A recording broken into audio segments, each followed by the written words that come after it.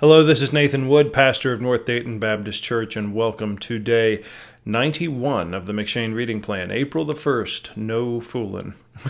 We are in Leviticus 4, Psalm 1 and 2, Proverbs 19, and Colossians chapter 2.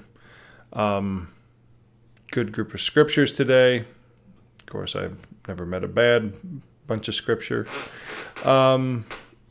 Dive in a little bit. Psalm 1, Blessed is the man that walketh not in the counsel of the ungodly, nor standeth in the way of sinners, nor sitteth in the seat of the scornful. Christian, take it from personal experience. We are supposed to be in the world and not of the world, and that requires us to be in the world, to develop friendships and to come up alongside and befriend people. But be sure that you don't walk after the counsel of the world. You can love those in the world, you can befriend those in the world, but take your counsel and your walk from Christ.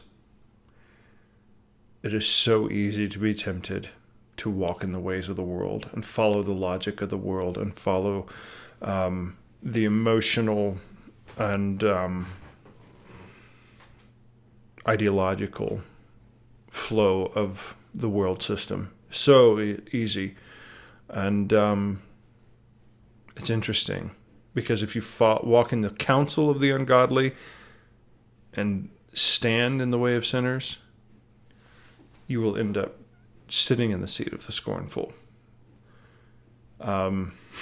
It tends to roll downhill, sadly.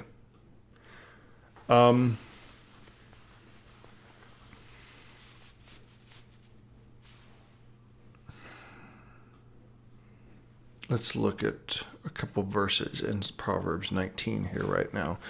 Verses 6 and 7. There are so many good verses in this proverb. In this chapter of Proverbs, I guess.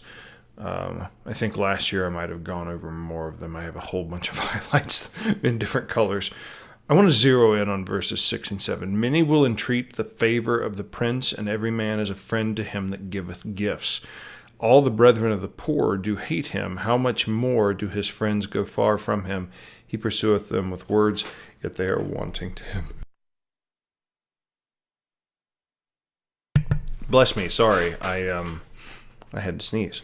But anyway, the deal is that this is simple logic. This is neither worldly nor godly. It is simple logic. Somebody who has money and power has friends. Somebody who has no money and no power, his own people even hate him. His own brethren even hate him. And that doesn't mean they actively hate him to a point. The Old English, not Old English, it's early modern English, Elizabethan, Jacobean English, doesn't mean hate him unto death or damnation. It's talking about they shun him or they have no regard for him. How much more do his friends go far from him? So that's talking about avoiding him. He pursueth them with words, yet they are wanting to him. So somebody who doesn't have power, influence, or money ends up or any other worldly comeliness or desire, that person has a hard time socially. Why does this matter? Verse 6 and 7. Well, it's not necessarily in our reading, but I think of Isaiah 53, there's no form or comeliness that we should desire him. Jesus was not a handsome man in the flesh. He was not powerful. He was not influential on a political scale.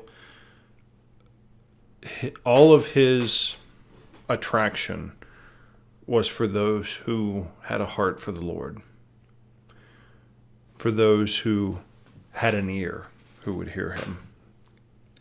He who hath an ear, let him hear.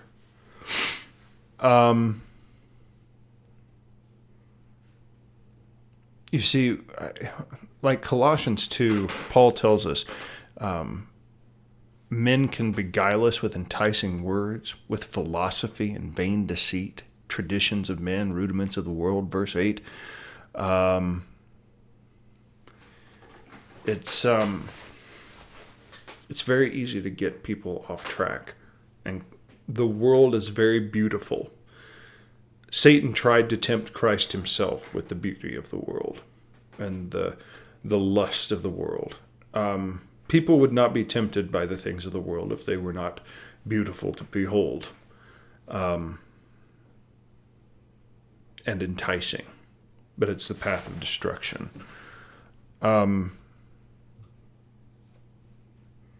So why do I bring up verse 6 and 7? Let me read them again in Proverbs 19. Many will entreat the favor of the prince, and every man is a friend to him that giveth gifts. All the brethren of the poor do hate him. How much more do his friends go far from him? He pursueth them with words, that they are wanting to him. The world is enticing. Power is enticing. Either the religious Jews' power within the people or the Roman power. Take your pick nowadays. Political power, social power, money. It's not wrong to have influence and money within itself, but the love of these things leads to destruction. It's important that we realize that Jesus came meek and lowly the first time. He died meek and lowly. He rose again triumphant. But his ascension was only witnessed, his resurrection and ascension were only witnessed by those who trusted in him. So, and he says, blessed are they who have not seen and yet believe. Christ wants us to believe in him while he is meek and lowly. It makes common sense to us, even in our own logic. I mean, when you're friends with somebody, when they are poor and uninfluential and untalented and unpopular, and when you're friends with somebody down low, and then all of a sudden they grow up to be like Elvis Presley, they will know you. They will know you. They will remember you, if they have any kind of character at all. If you treat them badly when they are at the bottom, if you treat them like a nobody, chances are they will treat you like a nobody when they come into their own. Now, we're in an in-between stage here. We're in in-between. Jesus Christ has ascended to the throne of the Father at his right hand. So he is glorified, but he hasn't yet taken the earth. He is waiting for all those who will put their trust in him, based on a gospel of him in meekness and lowliness. Will we trust in a bleeding, dying Messiah who was buried in a borrowed tomb and arose again and isn't giving us signs and wonders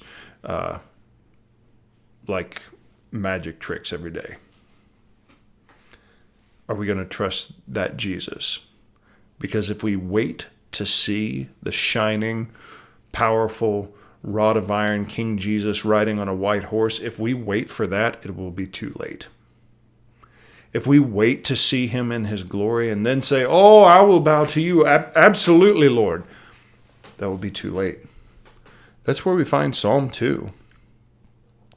Why do the heathen rage and the people imagine a vain thing? The kings of the earth set themselves, and the rulers take counsel together against the Lord and against his anointed, his Messiah, saying, let us break their bands asunder and cast away their cords from us. It's very worth the read. But he shall speak to them in his wrath, verse 5, and vex him in his sore displeasure. He that sitteth in heavens, verse 4, shall laugh. The Lord shall have him in derision. Verse 12, look at here. Kiss the Son, lest he be angry, and you perish from the way when his wrath is kindled but a little. Blessed are all they that put their trust in him.